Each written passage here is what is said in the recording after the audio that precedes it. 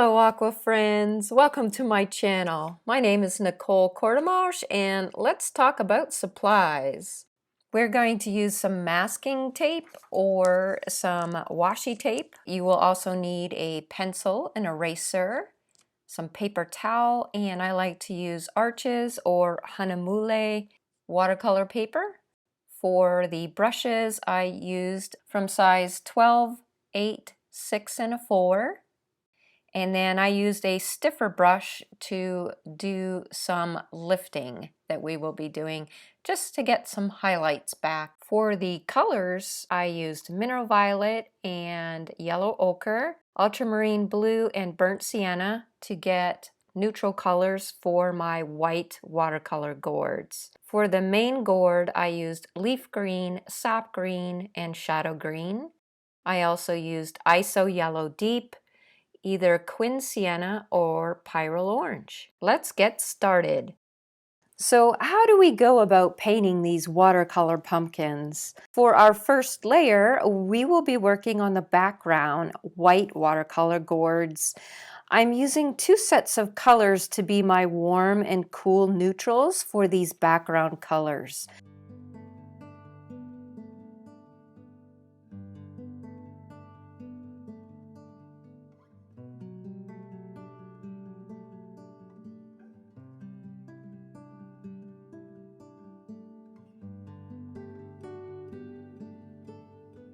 I absolutely love the fleshy neutral mauve I get from mixing mineral violet and yellow ochre. I'm getting the darkest areas where the deep shadows are, and I'm painting a very thick mixture of this yellow-purple mixture for the tiny crevices that are extremely dark. The second mixture that I mixed up was ultramarine blue and burnt sienna, and I'm using that more for the cool shadows that are a lot more blue and gray in color.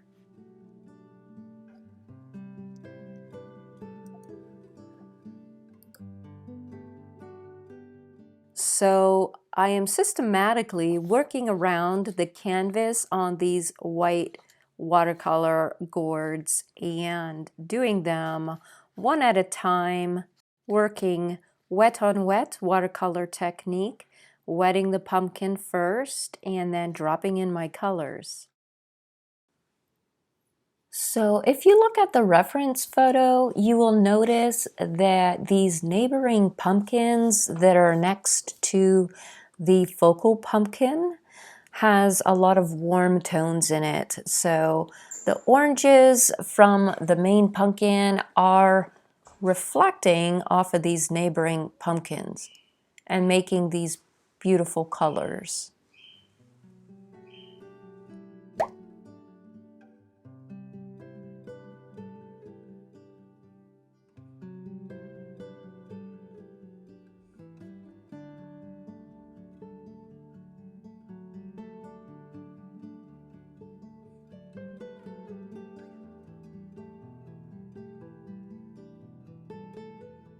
So as I'm working around the paper and wetting one section at a time, I do make sure that if I am going to be working on a neighboring pumpkin, that I do leave a fine area of dry paper. The reason why you want to do this is because that pumpkin will be drying. And if you were to wet the pumpkin right next to it, and hit that area that's drying, you'll create a watercolor bloom, which might not be the look that you're going for.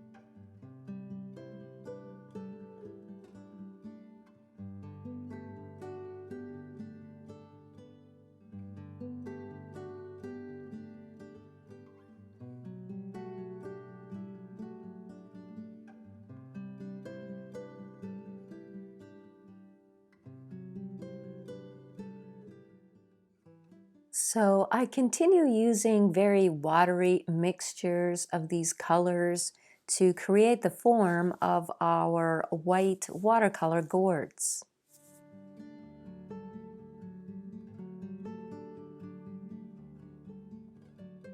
Once my first layer has dried, I'm coming in and I'm going to add more shadows to my white pumpkins and get that more three-dimensional look that we're looking for.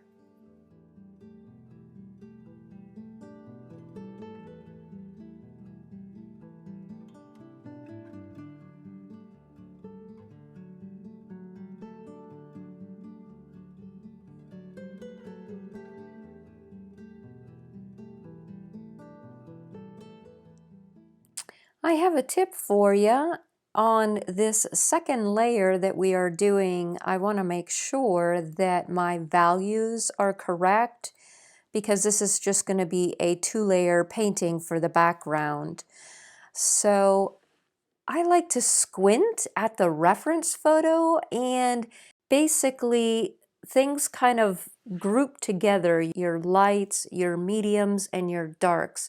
So it's a good way to take a glance and say, oh, okay, I need a little bit more darkness in this part of my painting, or this is actually a little bit more darker, in my reference photo. So these are decisions that you need to make as you paint along and see which areas that you might have to lighten up or that you might have to make darker. So here's a perfect example of a value adjustment that I am doing. This pumpkin needs to be a lot darker. It is more in the shadow, and I'm making a value adjustment by darkening this up.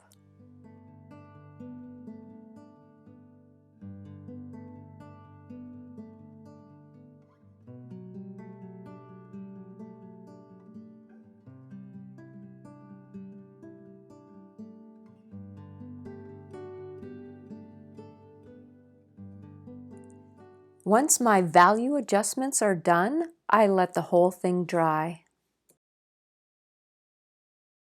Now for our focal point. Yay! I'm so excited to start the star of the show here.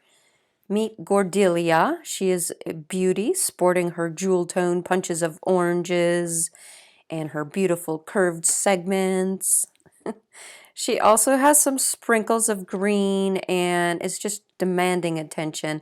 This is such a bright and beautiful gourd amongst all these white gourds, and the reflections in this reference photo are just soft and just so beautiful. So I'm starting off wet on dry watercolor technique, actually, with a very watery mixture of a yellow. Turning your paper helps to reach the areas without having to drag your arm through the wet areas. So I actually let that first watery layer dry, and then I'm taking another watery neutral shadow, greenish kind of color to start putting in the dimensions of this watercolor gourd.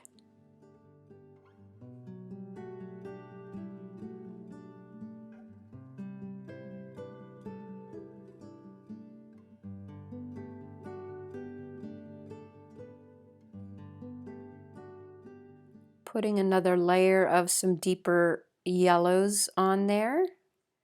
And then while my paper is still wet, I'm covering up all the white gourds and splattering some green paint on there. I'm using sap green to get the speckles of green that are on the pumpkin.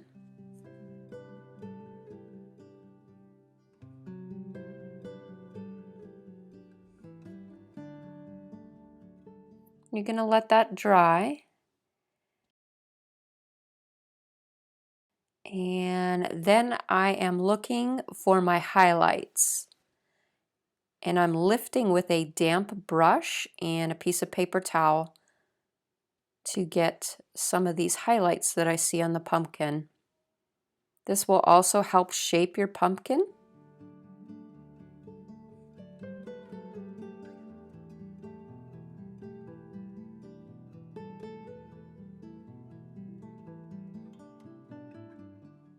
Keep in mind when you're letting things dry, you could also use a drying tool to speed up the drying process, like a hair dryer or a heat tool.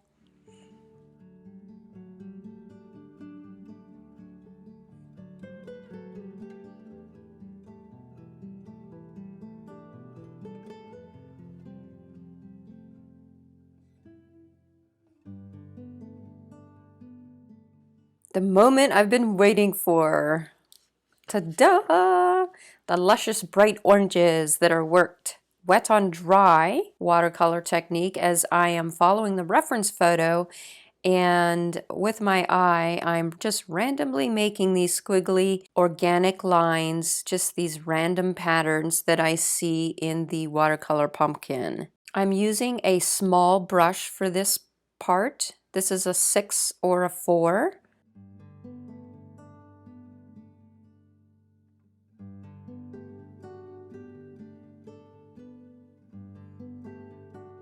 And I'm varying my orange colors. Some areas will be lighter and warmer, and some areas will be darker. The lighter areas I'm adding ISO Yellow Deep, and the darker areas I'm adding Burnt Sienna.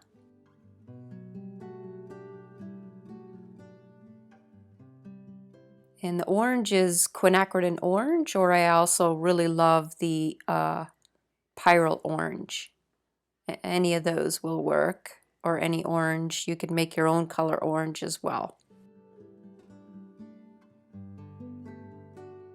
So really it's like drawing these lines. I'm doing very controlled strokes, and the smaller brush really forces you to do this. It gives you time to think and plan and change your colors, because the small brushes don't hold as much paint, so you have to go back to your mixing pan more often than using a larger brush. So less chance for error. That's another tip for you. Ask me how I know this.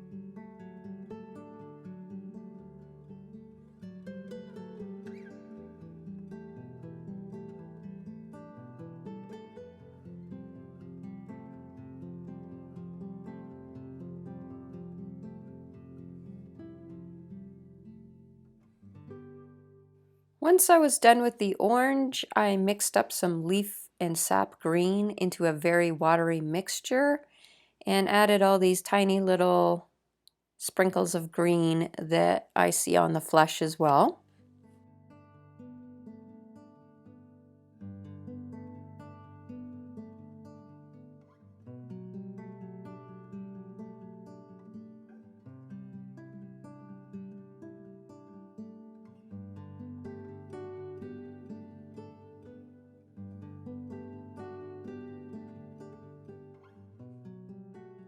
This is adding more 3-dimension to our gourd, putting in these shadowy green areas.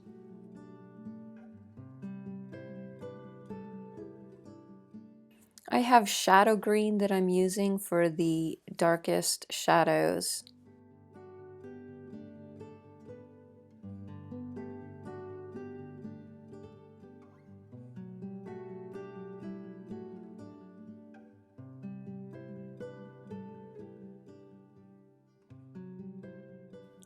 Once that layer is dry, I'm picking up some highlights with my damp brush, just recovering some of the brighter spots on this gourd.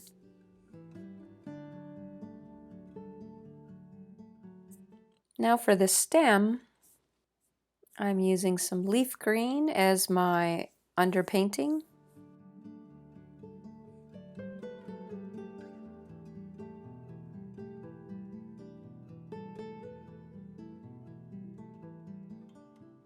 And I'm coming in with my sap green while it's still wet. And following these really pretty dark lines, mixing in my shadow green for the darkest spots.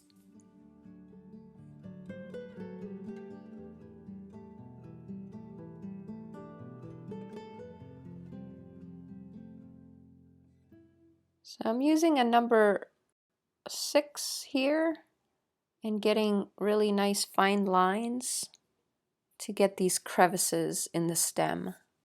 It's still wet, so they are softening very nicely.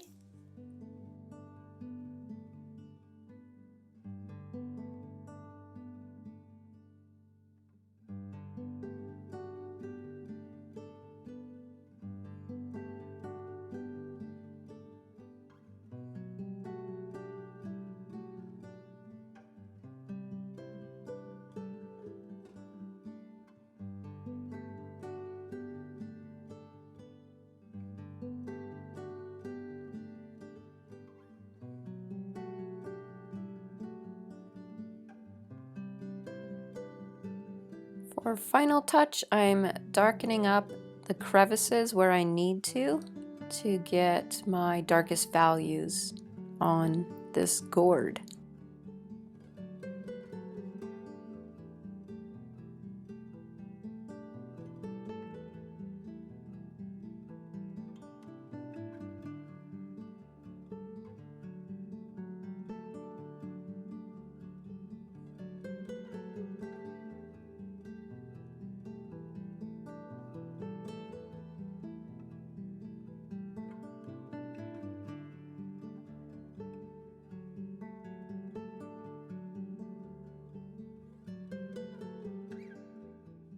Now for the stems of the other 2 pumpkins that are in the scene, I'm using the same neutral colors that I used for all my fleshy gourds.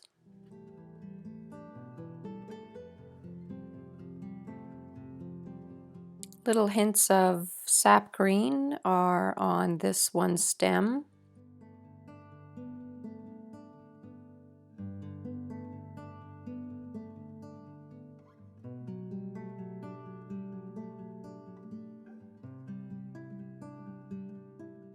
All right, my aqua friends, that pretty much concludes our painting today. And if you have any questions, please let me know in the comments below.